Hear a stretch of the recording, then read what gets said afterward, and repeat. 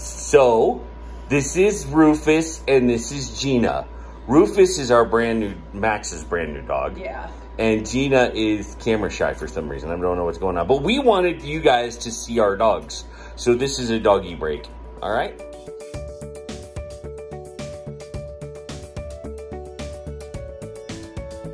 Hi guys. So if you're anything like me, I really love fresh blueberries. Love them, love them. Frozen, as my son Jack would say, when they're frozen, they're a very meh fruit. So, meh. So today I'm going to take frozen blueberries and we're gonna make blueberry crisp.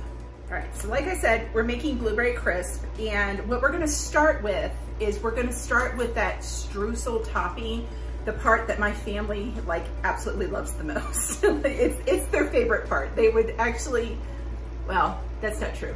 They do like the fruit underneath, but that's just kind of icing on the cake to the streusel topping on the top. So we're gonna start with that because you're going to have to, while you're getting your blueberry stuff together, you're gonna have to put it in the refrigerator and maybe even the freezer a little bit because you want it to kind of clump up. We like it real big and clumpy so that, you know, when you bite it, it's almost like biting into an oatmeal cookie a little bit. So that's how we're gonna do ours. We are going to start with 1.5 cups of oats.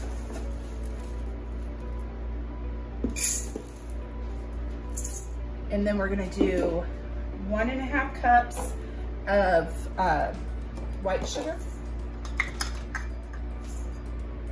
You're gonna do 1.5 cups of your all-purpose flour. With your oats and your white sugar, you can just actually stick your measuring cup in it and scoop it out. You don't have a problem. With your flour, you're gonna wanna do like the scoop and level method, because if you just put your measuring cup in it, you see how compact that is in there? You want it to kind of loosen up a bit because you can actually get too much flour in it and you don't want that. So this is what you do. You scoop it and then you level it just like that. So there's one, just a half.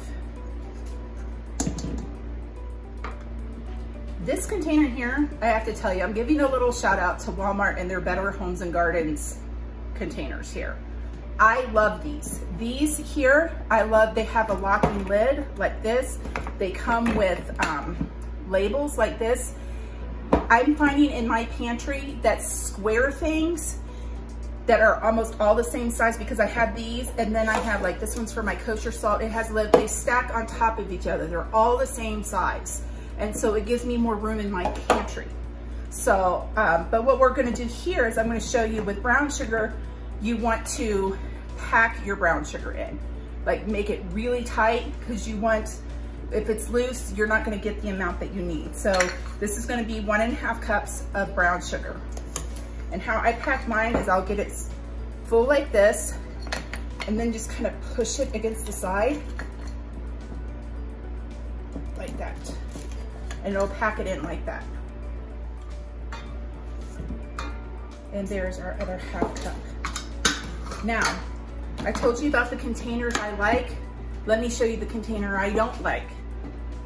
This one here, this one came from Amazon. I don't like these. If you can see, look, I can pull that lid right out. And if you look closely on this one, there's a crack that runs down it. So every time that I would push that lever down, I've had 3 of those crack. So if you're gonna get canisters like these, my daughter got me these, like it doesn't pull out. So these here, like I said, you can get them on Walmart's website. They're the Better Homes and Gardens one, and you can get them in all different sizes. Now we're gonna add 1.5 teaspoons. I'm actually gonna do it with a bowl because my spoon is too big to fit in here. 1.5 teaspoons of cinnamon.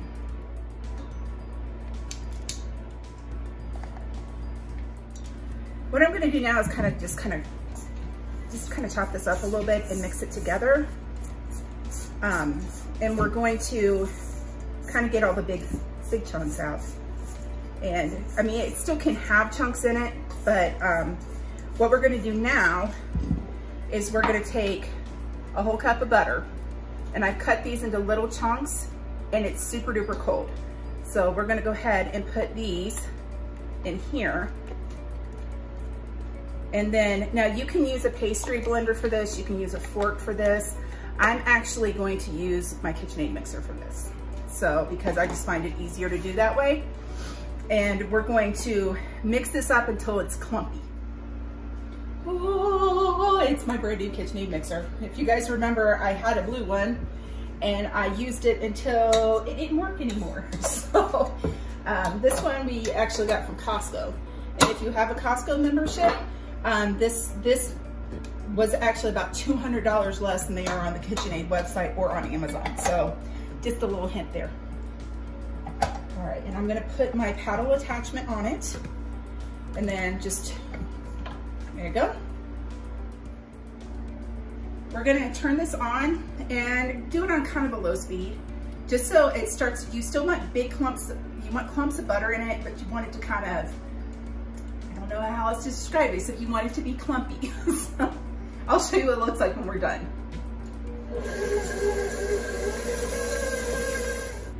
If you can see now, we have, I'll show you, I've got little pieces of butter like this, medium-sized pieces like that, bigger chunks like this. So what I'm gonna do is I'm gonna use my hands and I'm actually going to break up these chunks a little more and then start kind of squishing the batter, not really the batter, the streusel topping together so it makes big clumps.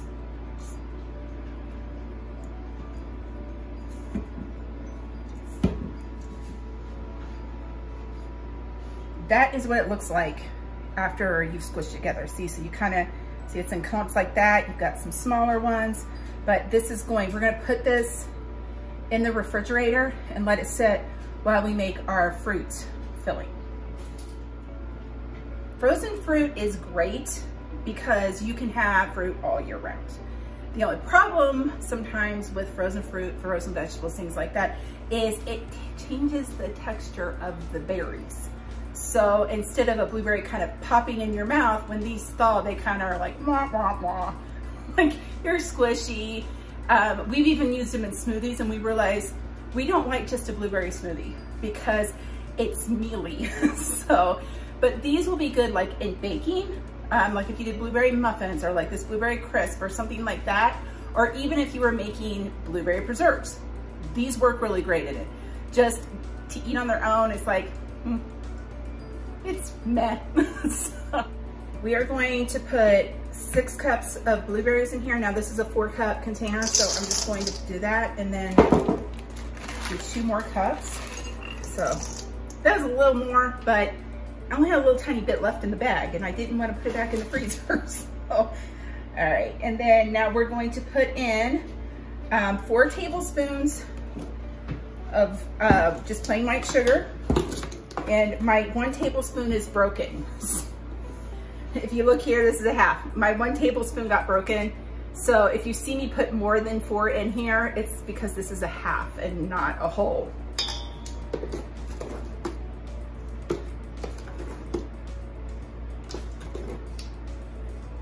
And we're gonna put the same amount of brown sugar in it.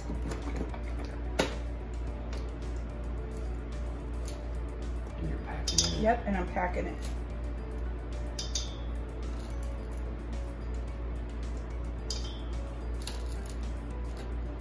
We're gonna do 3 tablespoons of cornstarch.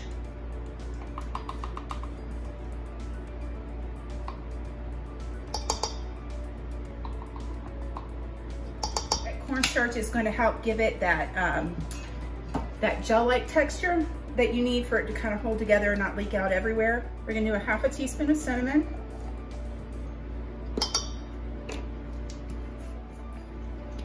We're gonna do a whole teaspoon of lemon juice. Lemons and blueberries go really well together. We're gonna put in 2 teaspoons of vanilla.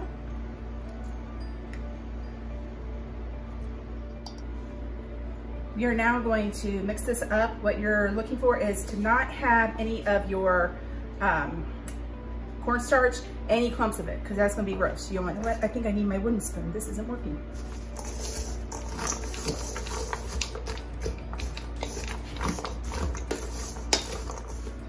The berries are all coated with the sugar and the lemon juice and the vanilla and the brown sugar and the cornstarch. So what we're gonna do now is I'm gonna move this here, right there, and we're going to spray this. Now, you don't have to spray it if you don't want to, but as this bubbles, and especially around the edges here, it is going to be a bite and a hiney to get out. And you don't want that, because someone's gonna be saying bad words at you because you get crusty stuff all over the pan. We're gonna dump our berries in here. And so we're gonna just spread these around like this. So as Kevin says, this is where these two stop dating and get married. So we're gonna take this topping and you're gonna kind of take it in your hand, kind of smush it together a little bit so you get big kind of chunks of it. And we're gonna put it all over. And like I said, my family likes it kind of thick on here. So there are certain things, like I've had people ask me, you know, if I was starting cooking and I didn't know anything really about it, what are things that I should have in my kitchen? One of them is a good set of mixing bowls. I'll move this here and I'll show you this set here. If you look at it, it has rubber on the bottom. I like these, they don't scoot around when you're mixing things in them. It came in a set of 4, I believe, and they have lids. I got them on Amazon because here where we live, Amazon is kind of a big deal because there's Walmart and that's about it. So you can't always find what you need at it. The other thing that I love is a good set of wooden spoons. If you have this one here, I believe is a KitchenAid one. Another place that, and like I don't know anybody that sells it, but another place that has excellent wooden spoons is Pampered Chef. But any wooden spoon will work, but like this one here is pretty hefty. I mean, it's pretty thick. It's good for mixing just about everything. And I have a set that is the round like this, a smaller round one, and then where it has a flatter edge on it that I can use in my non-stick skillets. This is my pie safe. So the house that we live in has actually a pretty decent pantry. It's not huge, but a lot of these houses around here have what we call prepper pantries in the basement that we put most of our like dry stock in, just because winters around here can be very unpredictable. But this is my pie safe, and this is where I keep everything that I use the most. So it has, you know, like all of my like flour, sugar, stuff like that. If you look on the top of it, the picture up there is from Kevin's grandparents' house. It's a bridge where his grandparents grew up, and the frame around it, I believe, is either made from an old chicken coop or barn. The crocks, those were my grandmother's. The little, if you see the little copper coffee pot, that is Kevin's grandma's. The lantern my boys got me, and then the little honey jar was a gift from our realtor who sold us this house. So up here are some of the things that I use the most. This is all my stuff for my KitchenAid. I have these baskets. I got them at the Dollar Tree. I love them because they have little handles on them. But in here is, so this is for like when you make your own sausage or you're doing your own tomato sauce or something like that. And I have the, I guess it's called the strainer attachment, and also the meat grinding attachment for that. This here has my scale, which I use this, like if I'm making, shoot, what is it? Hamburger buns. I'll use the scale, so all my buns are pretty much the same size, but this has my extra, the extra stuff for my KitchenAid, like the mixing attachments and the bread hook.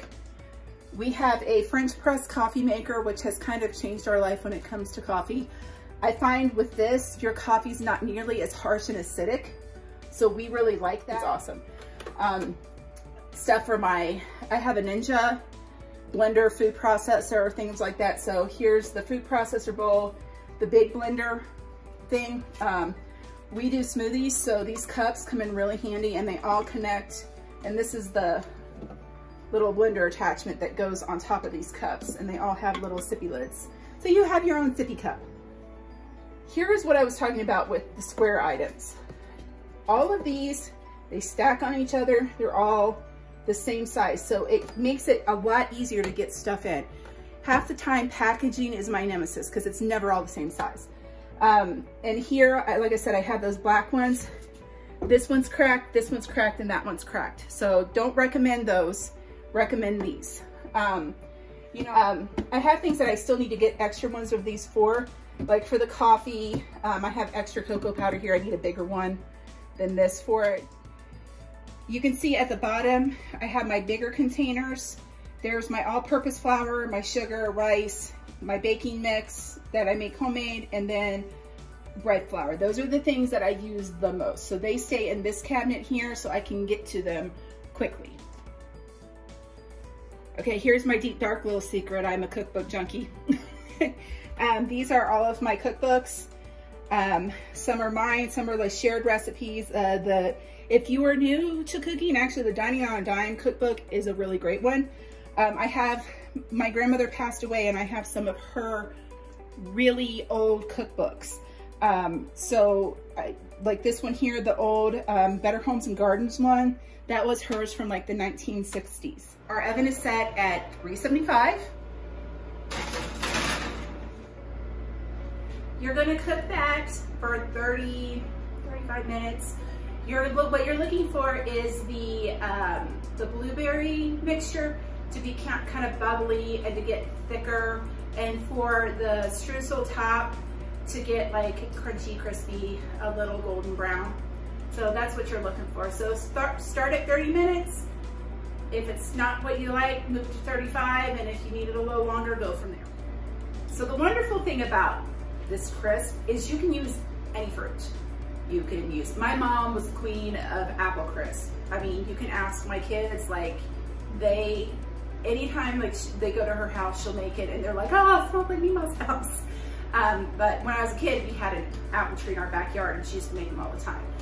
You can do it with peaches, you can do it with raspberries, you can do it with all sorts of fruit. Now, I wouldn't recommend using canned fruit.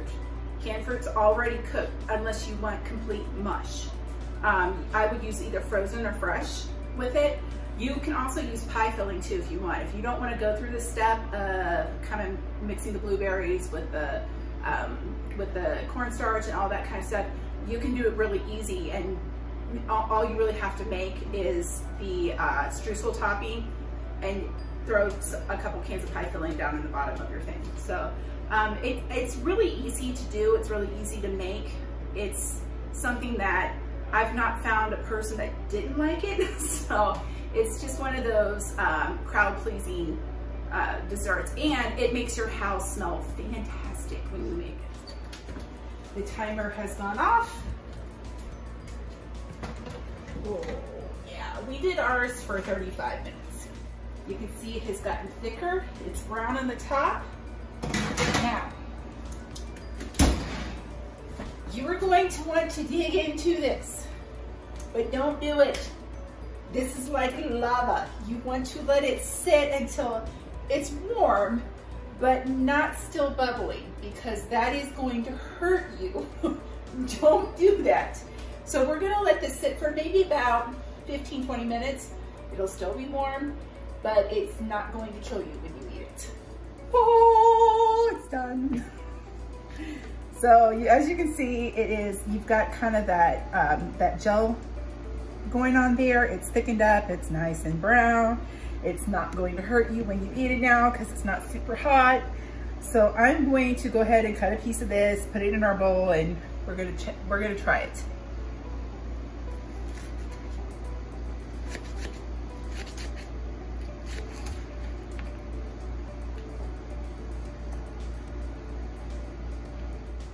So that is our blueberry crisp. Now you could add whipped cream to this. You could add vanilla ice cream to this. You could, that's pretty much all I would say you should add to this. Or you can just eat it as it is, which I really like. So I'm gonna go ahead and give this a try.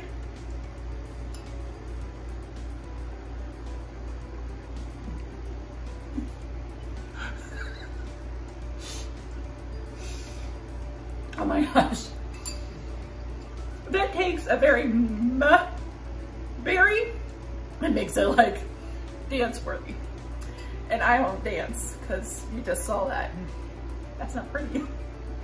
So, well guys, I hope you like this. I hope you make this. More updates as we go. Bye.